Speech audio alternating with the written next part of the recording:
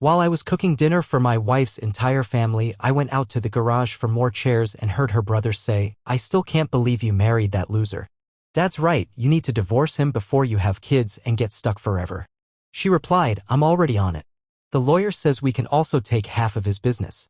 I returned with chairs and continued the meeting with a flawless smile. 3 days later, my WhatsApp was loaded with 67 desperate messages. I knew something was wrong with Madeline the week before our annual family dinner. Not the usual kind of wrong, like when work had her stressed or when she was frustrated I left my boots by the door again. This was different. She kept glancing at her phone when she thought I wasn't looking, minimizing windows on her laptop as I walked by and taking calls in the bedroom after dinner. After nearly 8 years together, you pick up on these things the same way a carpenter can tell when a frame isn't square, just by feel. I never thought I'd be writing something like this.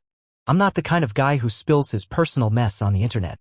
But it's 2:47 a.m. and I'm sitting here nursing a whiskey, staring at a life that unraveled in 72 hours. I need to put this somewhere. Maybe just to get it out of my system. I'm Ethan, 34 years old. I run a mid-sized construction company, started it from nothing after dropping out of community college. Just me, an old truck, and the willingness to outwork anybody. Now I've got a good name in the county, 5 crews, and enough saved to think about expanding. Madeline, 32, was my wife. We got married young. I supported her through law school, paid the rent, the tuition, everything while building my business from the ground up. She came from a different world. Her dad, Charles, is a wealth manager. Her mom, Diane, sells luxury real estate, and her brother, Caleb, runs some consulting company that mostly sounds like buzzwords to me. They never liked me. I always knew it. The way they said construction work like it was a contagious disease, the way they asked when I planned to continue my education. But Madeline always had my back. Or so I believed. Last Saturday was our big spring family dinner, something Madeline insisted on every year. I spent the morning pressure washing the patio, trimming the hedges, marinating the brisket I'd been dry aging for a week. Everything had to be perfect for her family. I was up before sunrise getting the smoker ready. Madeline was tense, snapping at me over tiny things, but I chalked it up to nerves. Happens every year when her parents visit. By 4 p.m., the whole gang was there. Her parents, her brother Caleb and his wife, her younger sister Isabel, who was still finishing grad school. Right off the bat, Diane started rearranging the living room furniture for better flow, and Charles immediately launched into questions about how the market slowdown was affecting small businesses. The implication hung in the air, waiting for me to admit defeat. At about 6, dinner was almost ready. I realized we needed 2 extra chairs from the garage. As I headed around the side of the house, I heard voices, Madeline and Caleb sharing a cigarette, which was odd because she'd supposedly quit years ago. I was about to call out when I heard my name. "I still can't believe you married him," Caleb was saying, laughing. "Dad was right. You need to cut your losses before you get tied down with kids." Madeline laughed too, a short, ugly sound. "I am. My lawyer says we can take half his business." I froze. They kept talking about some guy named Brandon, how he was a better fit for her, how she felt like she'd wasted her best years playing house with a handyman. Have you ever had a moment where reality cracks apart like cheap drywall? 1 second everything's solid, the next you're falling through. 7 years of late-night study sessions, skipped vacations, second jobs to cover her tuition. Suddenly, all of it looked different under the fluorescent glare of betrayal. But I didn't react. I didn't storm around the corner. I didn't scream.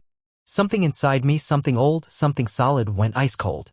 I grabbed the chairs, took a few deep breaths, and went back inside with the fakest smile I've ever worn. I caught a glimpse of myself in the hallway mirror, normal on the outside, apocalyptic on the inside. The rest of dinner was a surreal theater piece. I poured wine. I carved brisket. I laughed at Charles's corny jokes. I watched Madeline pretend everything was normal, and I stared at her face, looking for the woman I'd loved, wondering if she'd ever been there at all. When Diane complimented the meal and asked for my secret technique, I wanted to laugh. 7 years of judgment, and now she cared. Isabel, though, she kept giving me these strange looks, like she knew something wasn't right. After dessert, Caleb raised his glass to family and to big changes. He smirked at Madeline across the table. I toasted back, thinking how satisfying it would be to smash my glass into his smug face. They finally left around 11. Madeline was humming as she started loading the dishwasher like she hadn't just detonated our life. I told her I'd finish up, that she should get some rest. She kissed my cheek. "You're such a good husband," she said. I almost vomited. When she went upstairs, I turned on her laptop. "New password." Typical. But Madeline reused passwords the way some people reuse grocery bags. I cracked it on the third try. Emails to her divorce attorney dated back 3 months. Plans to secure partnership at her law firm using my income and stability to boost her case. Then divorce. Then Brandon. I found bank records showing small transfers into a secret account, amounts just under the threshold that would trigger bank alerts. I found spreadsheets mapping out my business assets, our shared accounts, the timeline for leaving me. 6 months of texts to Brandon. Explicit. Romantic. Plans for their future. That night I didn't sleep. The next morning, I called in sick, first time in 3 years, and made an appointment with a divorce lawyer a buddy recommended. A guy named Mr. Stone. Tough, smart, no bullshit. He laid it out because my business grew substantially during the marriage. Madeline could claim a large chunk of it. So what do I do? I asked him. Play it smart, he said. Stay calm. Build your case. Document everything. Something deep inside me, the same thing that got me through 14-hour workdays and 100-degree roofing jobs, hardened. I wasn't going to lose everything I'd built to a snake in heels. When Madeline came home that night, she brought soup, acting sweet, concerned. Maybe see a doctor, she said, brushing my forehead with her hand. Good idea, I said, smiling like a fool. She scrolled through Instagram while we sat on the couch. She liked a photo Isabel had posted, a Christmas photo of us. The caption, #couplegoals. I nearly laughed out loud. 7 years and I hadn't seen the rot setting in until it was already eating through the foundation. But now I had clarity. Now I had a plan. Madeline and her family thought I was just some blue-collar dummy. Thought I wouldn't see it coming. They're about to find out exactly what a dummy can do when you try to rob him blind. Tomorrow, the real work begins.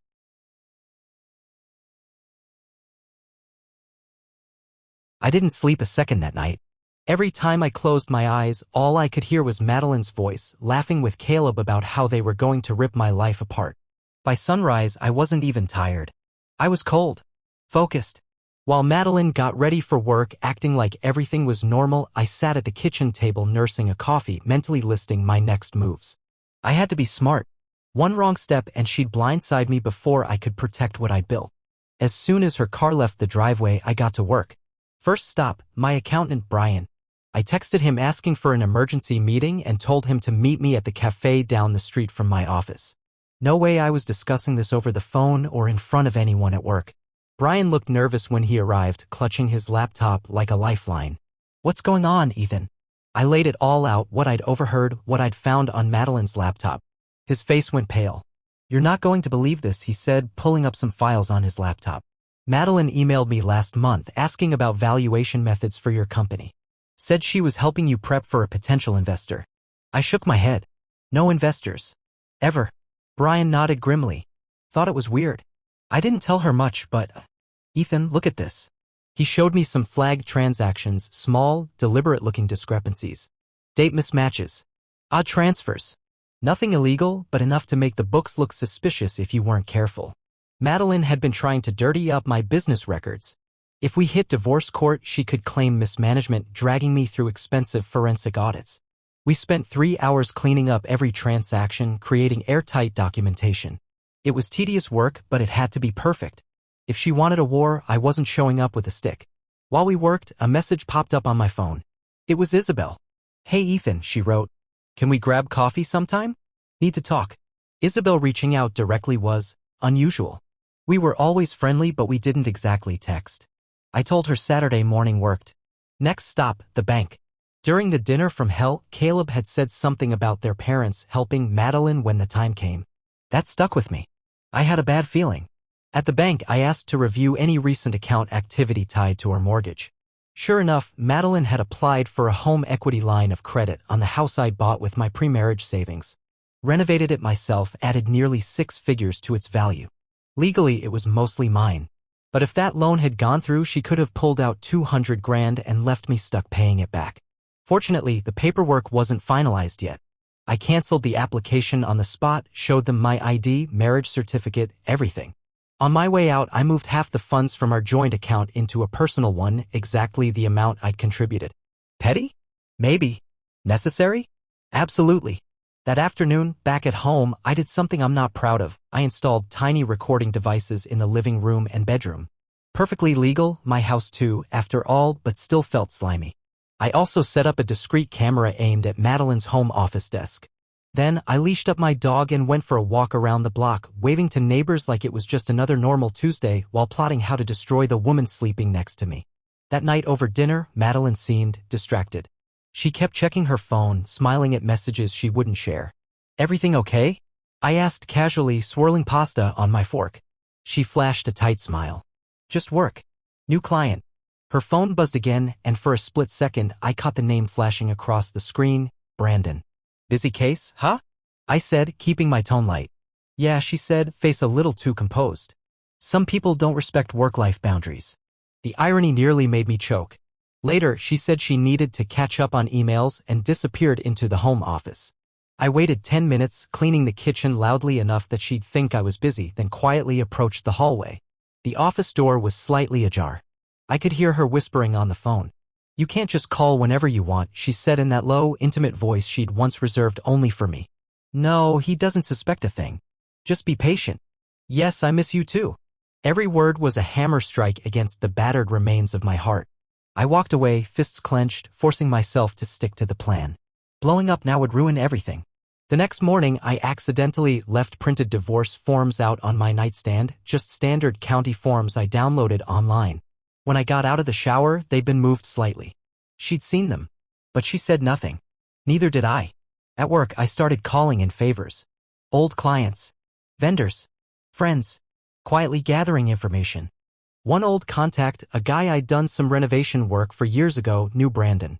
Turns out Brandon wasn't some random guy. He was an old flame from Madeline's college days. Same social circle, same country club family background. Exactly the kind of guy her parents probably dreamed she'd end up with. It wasn't just a fling. It was a plan years in the making. That night, Madeline initiated sex for the first time in months. Another performance. I went through the motions feeling nothing but disgust. After she fell asleep, I sat up in the dark, staring at the ceiling, one thought circling like a vulture. How long had our entire marriage been a lie? Thursday morning, I met Isabel for coffee. She showed up looking uncomfortable, clutching her cup like it was a shield. After some awkward small talk, she blurted, "I need to tell you something."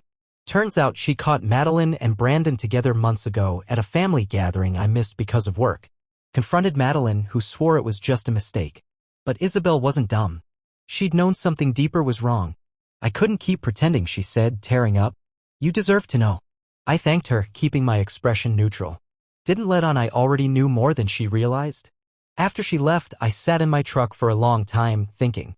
Isabel was the only honest one in that whole family. Madeline's mask was slipping. Her perfect plan was built on a rotten foundation. And soon enough, I was going to bring the whole house down around her. Friday was coming. The setup for the final act was nearly complete.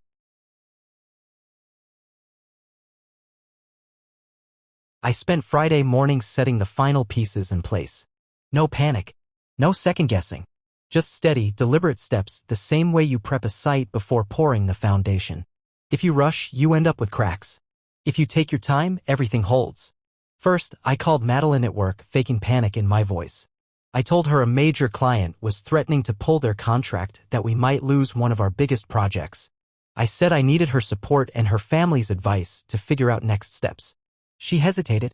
I could hear her flipping through excuses. "I'm supposed to meet a friend tonight." "Please, Maddie," I said, layering on desperation. "I don't know what to do. I can't lose everything." That clinched it. She said she'd cancel her plans and organize a family dinner at our place. Perfect. While she called her parents and Caleb, I printed out the key documents, emails, bank transfers, texts, everything. I loaded the recordings onto a tablet. I even printed out the spreadsheet I'd made, listing every dime I'd invested into Madeline's career. When I finished, I picked up her favorite dessert from that overpriced bakery across town. Just another loving husband doing his best, right? By the time I got home, Madeline was already there, setting the table with our best china. The same plates we'd used at the spring dinner. The symmetry was almost poetic. She looked a little jittery, checking her phone every few minutes. "Everyone confirmed for dinner?" I asked. She nodded, distracted. "Yeah, Caleb and Olivia are coming. Mom and Dad too." I paused. "What about Isabel?" Madeline looked surprised. "You want her to come?" "Of course," I said, smiling warmly. "She's family." Madeline texted her while I went upstairs to shower. Under the hot water, I rehearsed what I would say. What order to reveal things. How to time each blow so it landed just right. It felt surreal, like prepping for the biggest client pitch of my life. When I came back downstairs, the house smelled like brisket warming in the oven. Madeline was on the phone again, her voice low and urgent. Thanks to the recorder in the living room, I didn't even need to strain to guess who she was talking to. Let her think she was still in control. Let her have these last few hours of blissful ignorance. The doorbell rang. Madeline jumped and ended her call quickly. Her parents arrived first, Charles carrying an expensive bottle of wine like a trophy. He shook my hand with that fake warmth I'd come to know so well. So, he said, already smirking. Heard you're having some business trouble. We'll talk about it over dinner, I said smoothly. Next came Caleb and his wife Olivia, and then, thankfully, Isabel. She gave me a strange, searching look as she stepped inside, like she could sense something was about to go down but didn't know what. Once everyone was seated at the table, Madeline touched my arm. Are you okay? She whispered, all concern and affection. I gave her my most genuine fake smile yet. Never better. Charles raised his glass. To family, he said, his voice thick with satisfaction. And to clarity, I added, clinking my glass with his. I took a long sip of wine and set my glass down. So, I began connecting my tablet to the TV behind me. About this business emergency. Madeline squeezed my hand encouragingly. I almost laughed. The issue isn't with my company, I said, pulling up the first file. It's with my marriage. The room went dead silent. I hit play. Madeline's and Caleb's voices filled the room, that secret conversation from the backyard. Caleb telling her to divorce me before kids complicated things. Madeline laughing, saying her lawyer already had a plan to take half my business. Charles's face drained of color. Diane clutched her wine glass like a lifeline.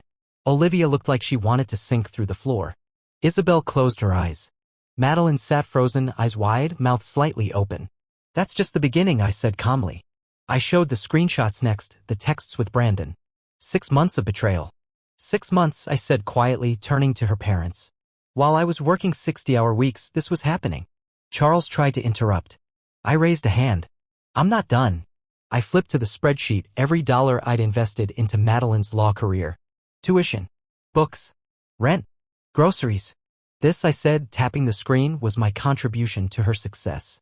Next, the documents showing the secret bank account. The canceled home equity loan application.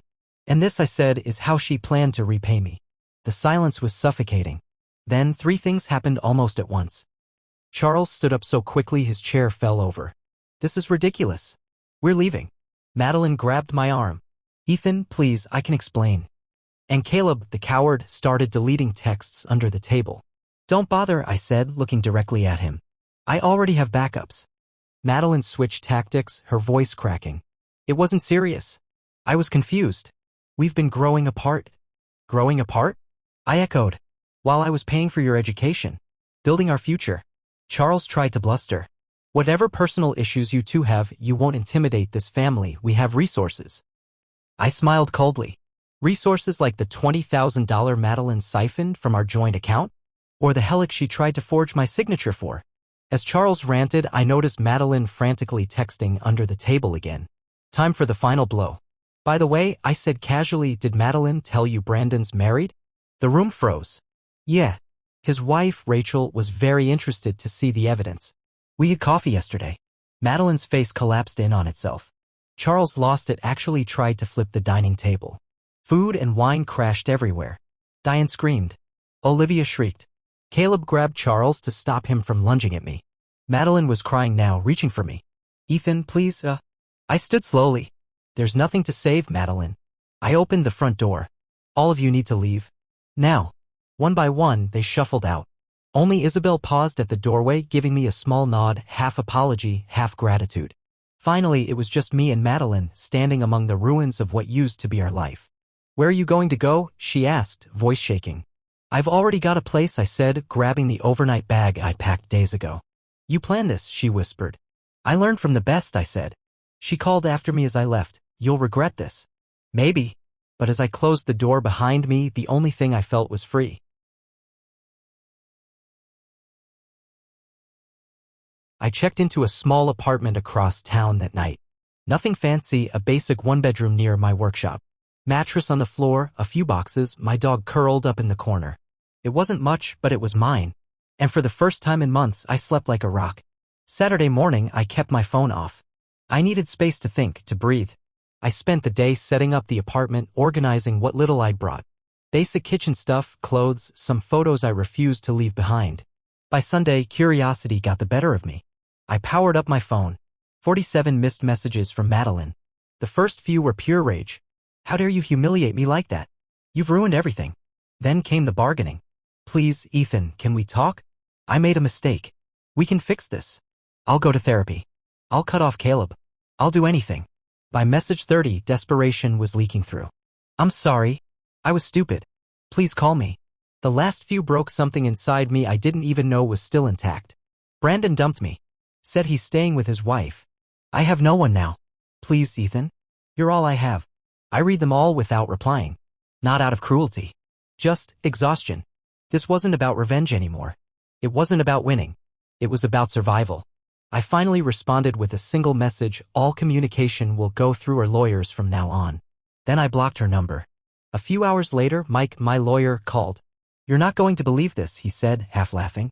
Rachel, Brandon's wife, contacted me. Apparently, after I met with Rachel and showed her the texts, she did her own digging. Found out Brandon had a pattern of targeting women with money, setting up financial schemes. She wanted to collaborate, share evidence, strengthen our respective cases. Funny how betrayal makes strangers into allies. Over the next few days, I settled into a strange new rhythm. Work during the day, paperwork at night. Dog walks around the quiet streets. Microwave dinners. Slowly piecing together a new normal. One afternoon, as I was heading back from the grocery store, my phone buzzed with a text from Isabel. Heard you moved out. Just so you know, Madeline's staying with our parents. Dad's furious at her. Finally asking real questions. I texted back, thanks for letting me know. Hope you're okay. Her reply made me smile for the first time in days. Better than okay. Finally told them I'm dropping out of the grad program they pushed me into. Going to pursue what I actually want. Guess your courage was contagious. That night, I took my dog on a longer walk than usual. We ended up at a park overlooking the city. The sun was setting, painting the sky in gold and crimson. 7 years gone. Countless sacrifices wasted. But also a second chance. A clean slate. Starting over at 34 wasn't part of the plan. But maybe it was better than living a lie for another 30 years. My phone buzzed again, Rachel, confirming our coffee meeting to go over some new evidence she found. I pocketed the phone and scratched my dog behind the ears. Come on, buddy, I said. Time to build something real. Small steps. Solid foundation. The right way this time.